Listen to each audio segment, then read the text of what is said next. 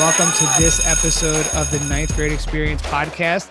If you're listening in order, you may have heard there our episode with the freshman boys basketball team. And this year, we wanted to introduce the freshman girls basketball team to you as well. Last year, that was our most popular episode, was the freshman boys team. So we're going to see if the girls can get their booster club ready and get everyone out listening to this episode as well, too, to see if they can compete with the boys here for total listens. But I thank Juliana Stichter and Alexis Krum and Taylor Gitski, who are here today representing the freshman girls basketball team, to tell us a little bit about their season, how it was as an athlete, dealing with everything that happened during the winter months, and kind of just a recap of their season. So ladies, thanks a lot for joining us today. Thank you for having me. You're welcome. Yeah, we talked a little bit beforehand, and I think as students, when they come on to the podcast and there's more than one of them, they're all used to these school-wide Zoom rules where we're all silenced. So now it's like they're all unmuted and they're kind of waiting. They don't want to talk on top of each other. So we'll get them used to it as we kind of go along here. So hopefully you've all seen some of our episodes here throughout the school year, either on advisory or other spots. So hopefully you all know the first question that we ask is, what has your ninth grade experience been like? And you can answer it any way you'd like. You can answer it as an athlete. You can answer it as a student. You can answer it as a combination of either. But what has it been like? We're in March of this crazy year, almost to the end here. But what has your ninth grade experience been like? And whoever wants to start can start. Taylor, you can start. Okay. Coming from like a basketball player perspective, I think that like my experience was pretty complicated, I would say. And I had mixed feelings about it because I loved playing with like the girls. And I think that the most complicated part was building those bonds, that it took away the time that we had when we were off, or like practice got canceled, because some of us knew each other, but like I didn't know Jules until some practices, and it took a lot of time to build those, to know what other people's strengths and weaknesses were, and all that stuff. And then coming from a student's perspective, I think that it's very challenging keeping up with all the work and the classes, and then all the teachers cramming in work and then taking tests like every week. I just think that it was hard to keep up, but everyone seemed to manage through. So, yeah. And then Juliana or Alexis, how about you? How would you describe your ninth grade experience thus far? And we'll come back to some of the stuff that Taylor was talking about, especially building those team bonds up. I think that was something that came up when we talked to the boys, and I think it's a really interesting kind of subject to talk about. But what about for you two? Any different feelings about the beginning of your freshman year? Yeah, I agree. It was definitely quite a journey from school. It's just different. Transforming from going into online school, it's very different. And then from basketball, it was very difficult with all the changes. But like Taylor said, it was cool, like building bonds with these new girls and teammates throughout this whole pandemic. I think we still, even though it was very difficult, we still found ways to work through it. I agree, because I love making friends out of playing sports, and I just feel like it was a lot harder because we weren't really allowed to go near each other. We always had to keep away, so it was just a weird experience trying to talk to someone and become friends with them, and from such a distance. And that's with school too. It's really hard to make friends right now, I feel like, for a lot of people. And it's interesting you say that, because I think one of the things that came up when we talked to the boys, like I said, was that building a team. And they talked about how it was predominantly, the group was from Ayer. Do you know the split, like how many from LMMS or Ayer, and did you kind of know each other beforehand? I know before we started talking, a few of you were playing AAU basketball together, but coming from the two different schools, how was that trying to kind of form that cohesive team unit? I think it was pretty split. I feel like there was a little more Ayer people, but I think we all worked together. We didn't really let it affect us too much. It wasn't that big of a split. We all kind of came together in the end. Most of us knew each other from before seasons, or just social media, through that kind of stuff. Other girls, like, I had no idea who they were, but most girls I knew, so it was kind of easier for me to know my team. I personally came from a completely different school from Berks County, and it just felt normal coming here. Everyone was very welcoming, and we all just came together as a team, and it wasn't the easiest, but I think we all created bonds pretty easily when playing basketball. Was there a time in the season where you kind of actually felt like a team? Like, how long into the season did it take? Because I know that here at the high school, even like tryouts were postponed. Like, they were supposed to be like near the end of November. And my son's at LMMS and he was able to try out at their normal time, but I know Ire and the high school did not. So it was like until December that I think you could all try out, and then they selected the team. So, and then we had the stoppages and all the different stuff through the winter. So at what point in the season did it actually feel like that you were all like a cohesive team? In my opinion, the first game, like, you could definitely tell that we all knew each other, but I would say, like, this, when we played Central the second time, That's what I was going to say. That there was like so much going on, and that we were such a good team, and we worked so well together. Like, we came together in that game to win it in the end. I agree. And about what point of the season was the second Central Catholic game? That was actually more recently. That was like our third to last game, I think. And that's, and they had a 10-game season this year. They went 5-5, split the season here. They were playing teams only in Lehigh County. So they made it took till that seventh game, about what you're saying, seventh or eighth game, where kind of coming together, you finally hit a stride as a team. And it's, it's really interesting to see that, because, teams that are still playing, like varsity teams, it seems like they're kind of just hitting their stride now with like kind of forming that team unity. But for you, it took like 7 games into the season, which, is a pretty long time considering normally teams, you're practicing every day and those kinds of things. But in this current situation, I would imagine that, did you ever have like a week where you were able to practice like all 5 days or play games like all 5 days? I feel like you probably didn't even have one consecutive week of basketball every day. I can't imagine you did. I don't think my son ever did. And I would imagine you were all in the same boat. I don't think so, especially with the snow and everything. Yeah. Yeah, because normally, like when you get to the high school level, I know it's kind of different at the middle because they don't practice necessarily every day. But I know once you get to the high school, it's everyday practice, and the times are pretty set. So you're doing that. But now in your first season here at the high school level, you think you're going to be signing up and playing every day, and you probably didn't have 1 week during the entire season, like you just said, where you were all together. So I'm sure that made it really difficult, and kind of meshing everybody together and kind of working through that. So what was your opinion about playing through it all during the season? I know there were lots of stoppages and starts and dealing with all the different issues that were going on. How was it like as mentally to kind of get yourself prepared to play, and then you sat for 3 weeks and then had to get back on to things? Like, how was that to deal with those like kind of ups and downs of the season? I think that for me, looking back at it, I think that it really helped me to be,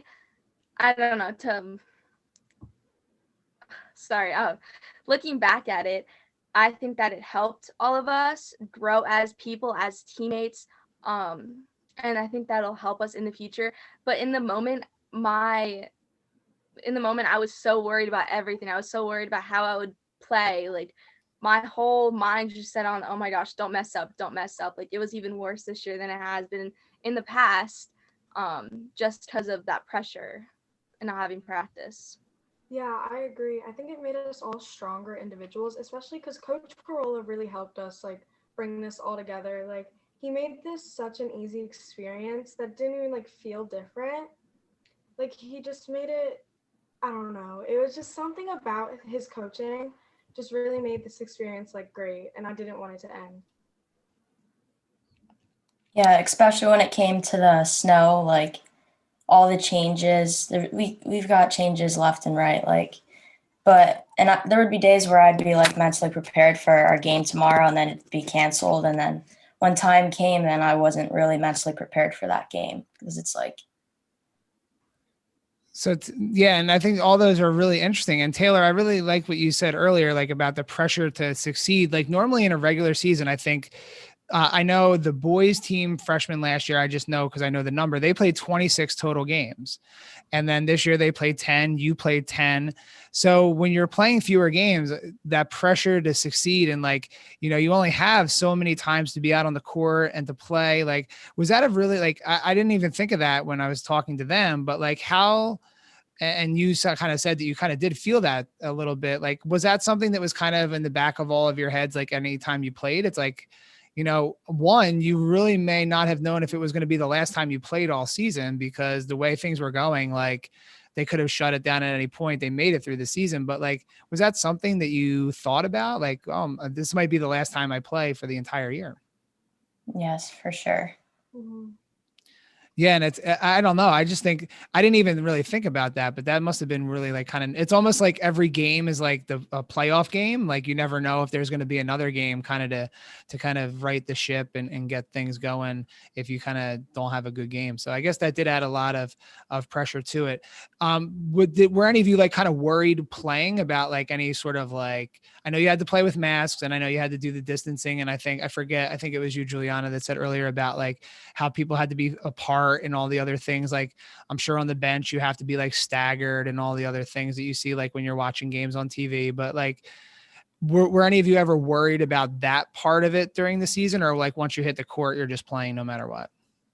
I wasn't really worried. I mean, yeah, when I hit the court, like I didn't really care, but it was just very difficult and it just really was sad that we had to like even on the bus, like on our way to games or after games, we couldn't sit together as a team. We had to like sit like every other seat, like diagonal from each other. We couldn't even sit together. It was just all very different this year, and it definitely ruined some opportunities. Yeah, and it also like when we would play against other teams, you couldn't get as close as it felt like comfortably like playing basketball. Like I had numerous times where refs told me I had to back off of people, but it just didn't like feel right because I couldn't feel like I was playing fully. Oh, that's interesting. So the refs actually said that you were too close to people? Yeah, I wasn't allowed, like, I play with my hands sometimes, which isn't really good, but I wasn't allowed to, like, even touch people or anything like that. Like, I had to stay away for the most part. Oh, that's like weirdly interesting that they would tell you that during the course of the game. The refs would be like, "You're too close." I was nothing. My son never communicated that to me about what was going on in his games or anything like that. So it's just kind of interesting that maybe every ref was kind of different about that. But I didn't even think that they would be saying like, "You're too close." Like, how do you play defense on somebody if you're not like really close to them? That's really bizarre. How about you, Taylor? Anything like as you were kind of feeling through the season? I know you kind of mentioned it being a very weird feelings about that, but like safety or anything like that as you were going through, was that ever on your mind at all? I mean, I wasn't really worried because I think by the time we played our first game against DRF, I think we were like, I don't, do we have to wear masks for that first game? I don't think we did. Yeah, Or I did think we did. Okay, but so the practices before that, he kind of led us to that point wearing the masks while we run, and I think it was just so much easier playing with that then. And then by the end of the season, we were completely fine with it. Like no one had any issues with it or anything, and everyone brought their own water. Like everyone was hydrated. I think we were all prepared. Yeah, all the different things you don't normally think about, things like, bringing your own water and those things are usually just like, it's all part of the team activities. And I think it was you, Alexis, that just talked about like, one of the reasons you like playing sports is for that team building, the team camaraderie. And then when you kind of have to sit, like the bus thing is interesting too. It's like, that's the time when you get to like bond after the game or, even though I find it hard to believe, I'm sure unless you're not allowed to have your phone on the bus, I just imagine everyone in high school sitting on the phone on the bus with their heads down, but maybe that's not maybe if you're part of the team, it's kind of not cool to kind of have your face buried in the phone. But, it's just one of those things where you don't, again, like we did so much during the winter of trying to have people in the building and trying to do athletics where maybe some of the things that people really like about playing sports and being involved in teams were kind of diminished a little bit. But did it make you all appreciate having like when we get back to quote whatever normal is going to be, like does it make you appreciate that part of being part of a team a little bit more? Yeah, I'm definitely grateful to even have a season throughout this pandemic. Yeah, and again, I think that's a sentiment from a lot of people. I think like, a lot of schools in other parts of the country didn't necessarily take the chance to do it, but you were able to get 10 games in and made it through the season pretty, hopefully everyone was intact there by the end, and just kind of an appreciation for that. So is everyone ready to play with masks going forward? I mean, it would. I'm ready, but it's just It's annoying. Yeah. The boys all right away answered no. They were all done with it. So you all at least gave it a second thought where they were just like, nope, we're done. I don't want to deal with that anymore. So here, I'm going to ask one question here, and this is going to embarrass him. So you don't have to tell an embarrassing story, but do you have one good Coach Corolla story that will not necessarily embarrass him, but or something that I know, Alexis, you were talking about the way that he kind of helped through the season and kind of made it, a pleasurable experience and kind of eased a lot of stresses about different things that were going on. But is there anything else you want to tell everyone listening about Coach Corolla and during the season? Not just you, but any of you in general, or a good Coach Corolla story? Well, we didn't have enough girls, so if we wanted to like play with like 5-on-5, Coach Corolla would play with us, which definitely was something fun because he would tell us about how he would coach football and he would like play with them, and he would always talk about how he's not in shape and stuff. And it was just so fun. Coach liked to block my shots in practice all the time. No one else's, but he enjoyed blocking mine. And I think that Coach Corolla is a very awesome coach. He's the type of coach that you want, no matter what sport you're playing, you want him as your coach. He communicates a lot with us. He's very open to like any questions or anything school related, basketball related, anything. And I would say he doesn't embarrass himself that much. Like looking, like he didn't. He made every practice like enjoyable though. Like I looked forward to going to practice. But one memory I do remember that we all shared with him was one day we were on the bus and he had these socks on and they had like a face on it and we had no clue who it was. And then come to find out we're all like laughing at his socks and stuff, and it was his daughter. Oh. Well, I actually have a pair of socks with my son's face on it too. So I guess that's just one of those parent things. You get a pair of socks with your kid's face on it. So one final question here about Mr. Corolla before we go. So how's his game? What's his move? Does he have like a go-to move? He definitely enjoys blocking people's shots. He's a defensive player. He fits into the Emmaus program mold. Then defense, I'm sure defense. He talks about defense all the time. The boys talked about defense. It's kind of one of those Emmaus traditions there. So he's a shot blocker. Does he have an outside game at all, or is he just try to go into the post? He didn't really shoot. He doesn't like to shoot at practice. You know what? He's a post player, but he doesn't like to shoot. And you know what? That fits Mr. Corolla to a T. He likes to spread the wealth around, he's going to be embarrassed that we even talked about this, but I thought it was kind of funny to bring it up. So as we kind of wind down here, I know that Juliana and Alexis are going to be playing AAU basketball in the near future. Taylor is leaving here and getting ready for softball in the next couple of weeks here. But what do you think for the future of Emmaus girls basketball? They won a district playoff game this year for the first time in a long time. It's kind of like been a program that, it's kind of been there. It's one of those like sleeping giants kind of ready to explode a little bit here with the right group of people. So do you think your group and the group coming through is the group that's going to get Emmaus girls basketball back on the map here? I personally do. I think we're going to have a really great seasons in the future. I think like just us, like the 9th grade team, freshmen, we had some chemistry. We're still learning how to play with each other, but we're getting there. And then we're going to have to learn how to play with these older girls coming up the next season. But I think we'll get there. And I think we can definitely be on the map, like you said. I think that when I look at the freshman girls who are on JV and varsity that played freshman last year, and then looking at us, I think that there is some like potential there for that freshman group to like have a great seasons together. I agree with both. I think if we all continue to work together and we all practice, I think we could really go places. And like I said to the boys, I said, I can't wait till 3 years from now when you're all seniors and, you know, winning districts in league championships, and who knows where else you'll all wind up. You'll look back and you'll be like, man, I can't believe in my freshman year, I was on that little podcast and talked about freshman basketball. And here we are 3 years later, you know, winning all this cool stuff. So again, thanks to Juliana, thanks to Alexis, and thanks to Taylor for taking some time out today to fill us in on the freshman girls basketball team, and we look forward to your continued success.